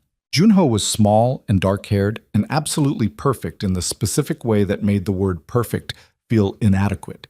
And Jitae stood there and felt something unlock in his chest that had been closed since March, some structural thing that had been held shut by the sustained effort of functioning through grief.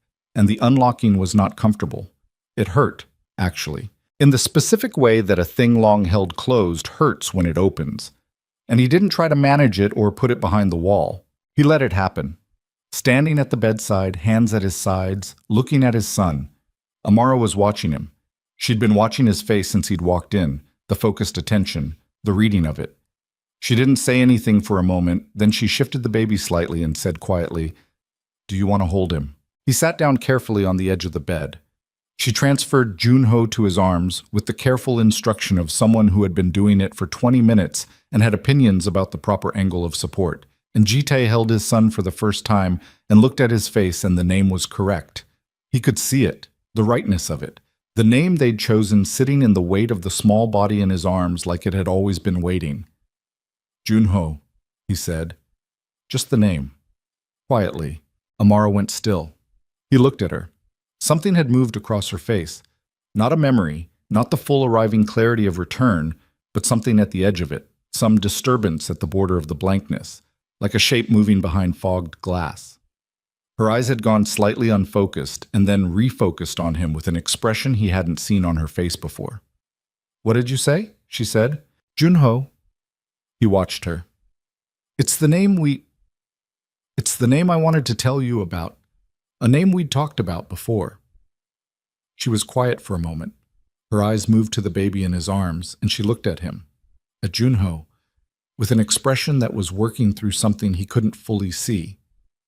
"I know that name," she said, very quietly, as though saying it louder might disturb whatever was happening. "Yes, She stopped. Her hand came up and pressed against her sternum, the involuntary gesture of someone feeling something unexpected in their chest. "I don't know how I know it. I don't have It's not a memory. It's not a picture of anything. It's just..." She stopped again. Her eyes were wet, and she was clearly angry at them for being wet, the jaw tightening the way it always did when she was refusing to let an emotion dictate her face. "It feels right," she said finally. The words came out rough. "I don't know why it feels right." Jitae looked at her and at the baby and at the word right sitting between them, and he understood that he was being given something and that what he did with it in the next 30 seconds mattered. "It is right," he said. He said it gently, without urgency, without the weight of "this means you're remembering" or "this is the beginning of something," without any of the pressure that the moment was trying to put on itself, just the plain confirmation of a true thing. That's all. She looked at him for a moment longer, then she nodded, once, slowly, and she reached over and put her hand on Junho's head, light as a breath, and kept it there. The legal proceedings against Seo Min-kyu began 6 weeks after his arrest and were handled by the state with the thoroughness that Yeon-su's documentation made possible. The charges were substantial: conspiracy, evidence fabrication, assault, a list that took 12 minutes to read into the court record on the first day. Ji-tae did not attend. He gave his deposition in writing and submitted it through counsel, and went back to the estate afterward and spent the afternoon with Amara and Junho in the garden, the one with the trees that Naomi had wanted to plant more of, which he was planting more of now because that plan had existed and it deserved to be followed through. Park Hyun was charged separately. The charge was reduced in exchange for full testimony, which Ji-tae had agreed to through his attorneys because testimony was worth more than punishment, and because the man had stopped a car and not known what would come of it.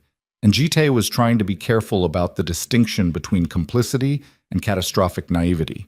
Sung-jin came back to work after 2 weeks of recovery, and the first conversation they had about the night in Mappo was short and direct and uncomfortable in the way that honest conversations about failures of trust always were. And at the end of it, Sung-jin said that he understood if his position was different now, and Ji-tae said that his position was the same, and the difference was that Ji-tae now understood something he should have understood before, which was that trust required verification and not just history. Sung-jin had accepted that, and they'd gone back to work, and something between them was different in a way that was not worse but was more honest, which was the better version of different. The Beko Syndicate began its restructuring in April, 3 months after the night of the East Wing. Ji-tae had spent those 3 months making a different kind of list. The operations that had a legitimate parallel, the businesses that could be surfaced and formalized, the people who were capable of doing that work, and the people who were not and would need to find different employment in the world outside his organization. It was slow work, and it was expensive work, and it generated resistance from some quarters and quiet relief from others, and Ji-tae carried it with the same patient, methodical attention he'd given to everything that mattered. He was not under any illusion that he became a different man overnight. The things he'd done, the organization he'd run, the years of decisions that didn't survive scrutiny in daylight, those were not erased by a restructuring plan and a garden in the hills. He was the man who had done those things. He was also the man sitting across from a lawyer 3 mornings a week, working through the legal architecture of turning criminal infrastructure into something his son could know about without damage. Both were true, and both would remain true, and the second didn't cancel the first. It just coexisted with it, which was the honest version of change. Amara did not recover her memories. Some fragments came back. Impressions more than scenes, feelings attached to no specific event. The occasional word or phrase surfacing from the blankness, with no image to anchor it. The neurologist she saw monthly was cautious about prediction, and Amara was impatient with caution in the specific way of someone who had made peace with uncertainty and didn't need medical professionals to pretend otherwise. The memories that were gone might stay gone. The woman she'd been before the waterfront in Incheon was accessible to her only through the accounts of others, and she had decided to treat those accounts the way she treated any information, as material to be assessed and incorporated on her own terms. She was building something new. That was the only way Ji-tae knew how to describe what he watched her do in those months. Not recovering a life, not returning to one, but constructing one from the materials available with the particular stubborn competence that he recognized, even if she didn't. She made decisions about what she wanted and went after them with a directness that took no prisoners. She enrolled in a graduate program in April Public Health because she'd read widely during the months of waiting and recovery and had opinions about systems and how they failed people in specific and preventable ways. She was an uncomfortable student in the best sense. The professors she mentioned were the ones who had been made to justify their premises. She and Ji-tae moved around each other with the careful, honest attention they'd agreed to. Not a performance of reunion, not the false warmth of pretending her blank space was filled when it wasn't. There were dinners and long evenings in the garden with Junho between them in the particular democracy of a child who doesn't care about the history of the adults holding him. There were conversations that went late and covered difficult territory and ended without resolution, because some things didn't resolve on a single attempt. There were moments when the distance between them felt very large and moments when it felt almost absent, and neither of them named either kind of moment, because naming them felt like pressure, and pressure was the thing they'd agreed to keep out. One evening in early summer, Jitai came home to find her sitting on the steps outside the East Wing entrance with Junho asleep against her shoulder, and a book open in her free hand that she wasn't reading.